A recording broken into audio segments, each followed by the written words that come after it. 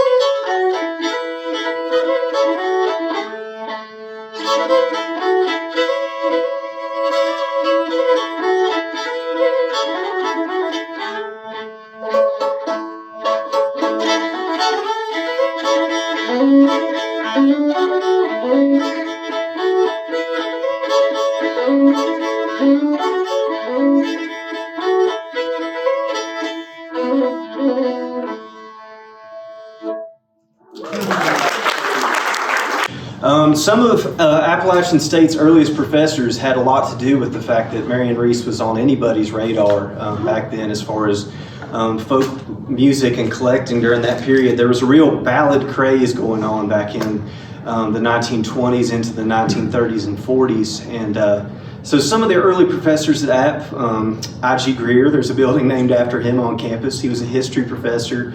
And him and his wife, Willie, did a lot of early ballad collecting in the area, sort of notated out without a recorder back then. And then he influenced an English professor named W. Amos Abrams, who he was kind of a little bit of a, what do you want to call it? He messed around with machines. He liked to tinker a lot.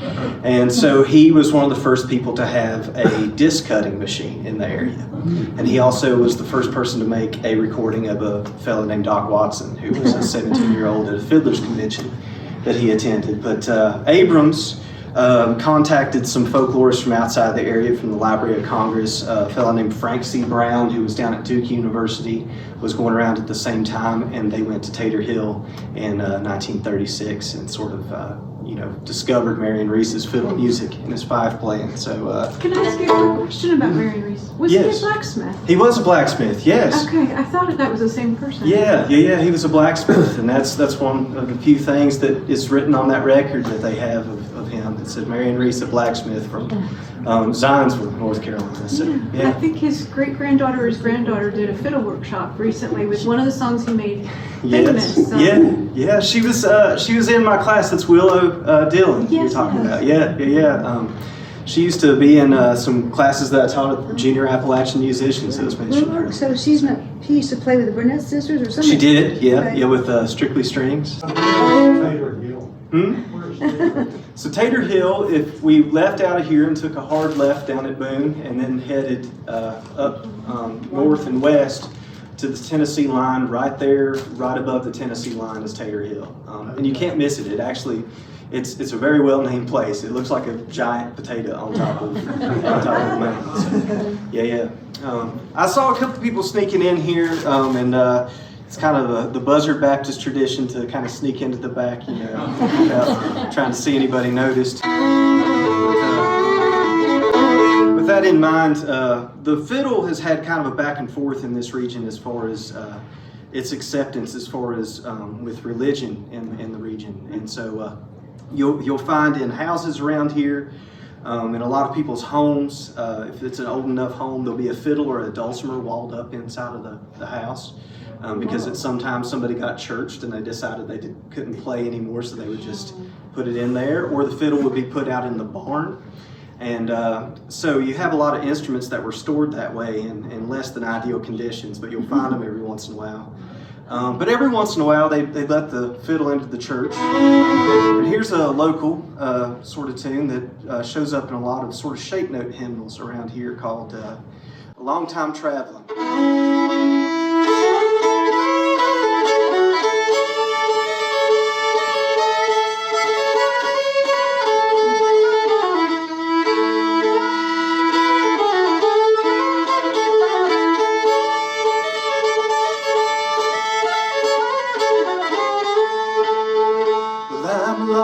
Time traveling here below, such a long time traveler away from home. I'm a long time traveler here below for to lay this body down.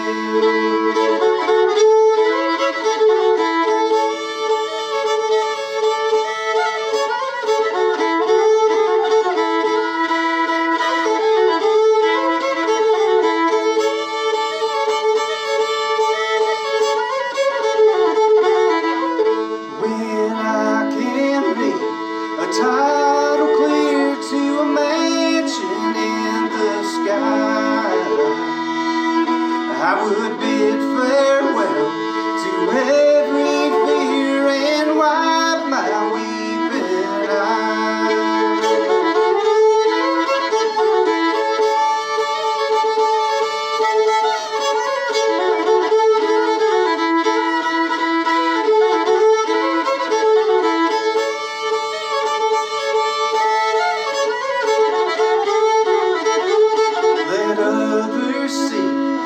Place below where the flowers bloom and forever grow.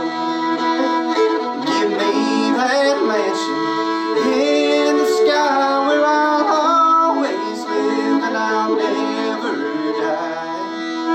I'm a long time traveling here below, such a long time traveler away from my home.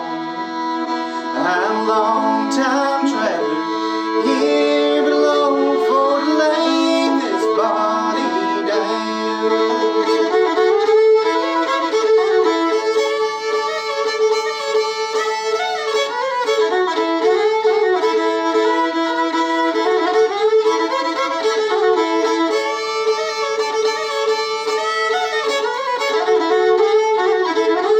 I'm a long time traveler here below,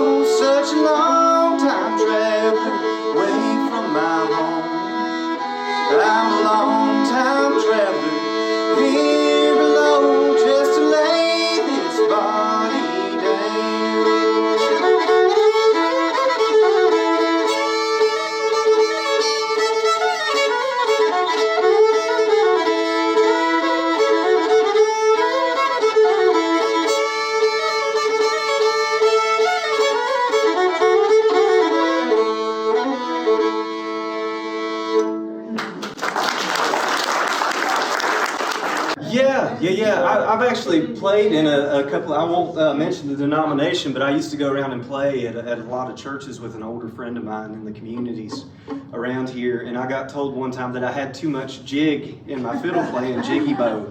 What they were saying, there was too much real-time sort of dance music in there. And so, that's still sort of, feel free to ask questions as we go along. That's, You mentioned that it was banned and they were hiding fiddles in the walls. In the walls, And I kept thinking, why?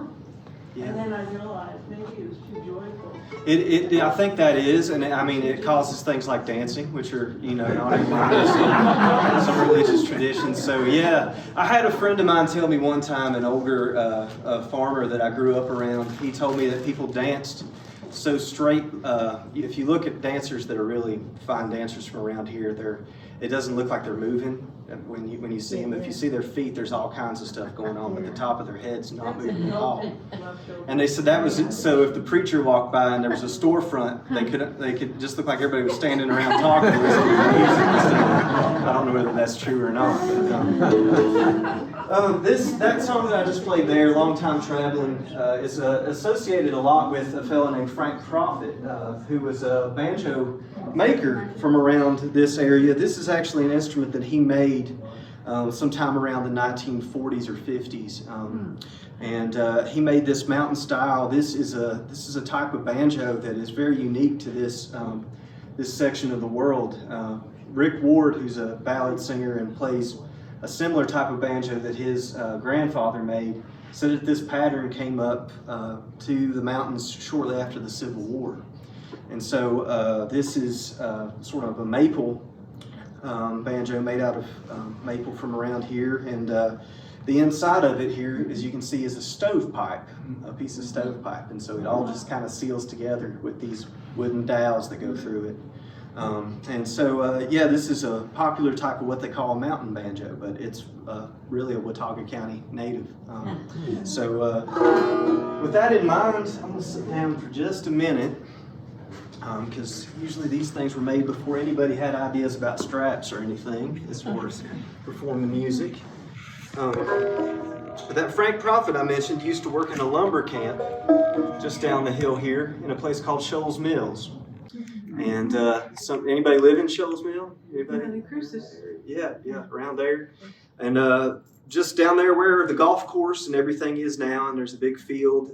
That used to be a city bigger than Boone back in the late 19th century, early 20th century. In the 1900s, it was a booming place. It was larger than Boone, and it caused a lot of frustration to people up here in Blowing Rock. There was one particular preacher that wrote about how all the women dressed and the fact that people were driving automobiles around and drinking and having a good time, and he didn't think much of it. So, but Frank Prophet did. He really enjoyed going to a party in Shoals Mills, so he wrote this tune.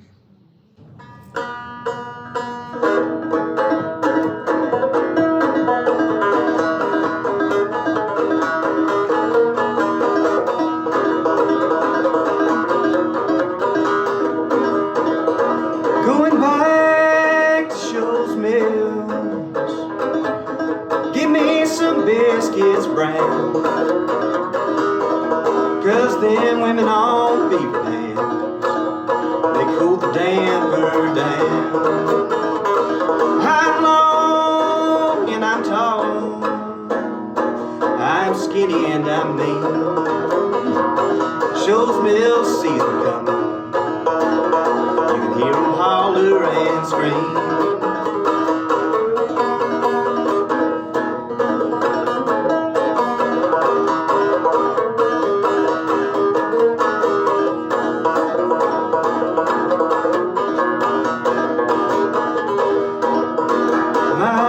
Double bed, it's a fine, good and keen.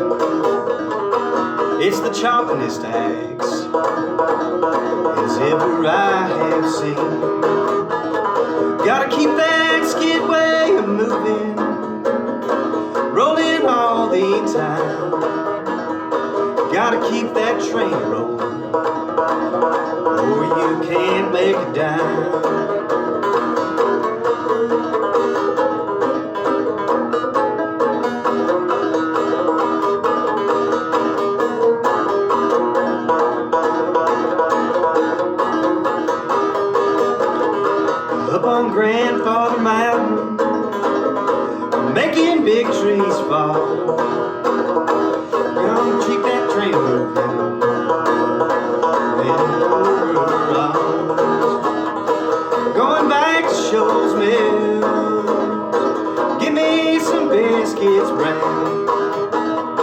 Cause them women on Beaver Dam, they cool the damper down.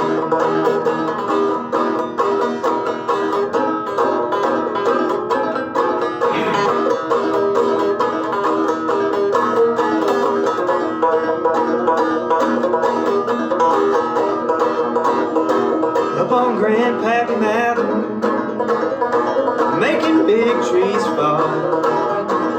I'm going where I can hear the Whiting's log train squall.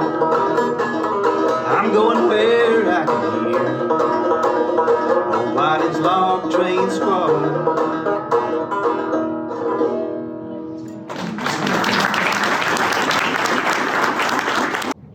Are you from Watauga County?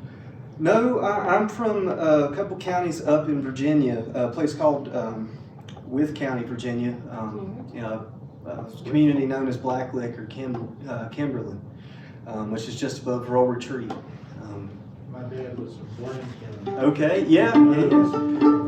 Well, we're the gateway to Bland County. My dad was raised on a place called No Business. No business. No business. Yeah, no business being there. Oh, that's awesome.